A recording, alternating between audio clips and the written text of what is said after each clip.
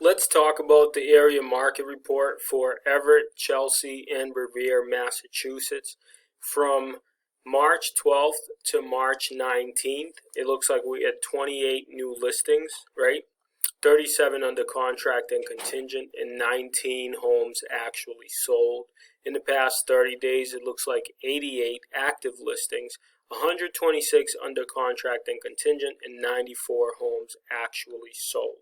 Now, the market for buyers right now is still super competitive.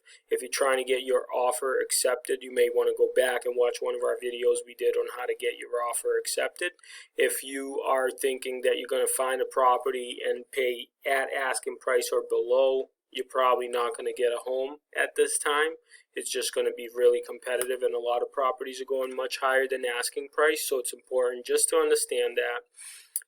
In the past 30 days, it looks like it's still a seller's market. So if you're thinking about selling your home, now would be a great time. Go to dna-realtygroup.com and we can help you maximize your profits.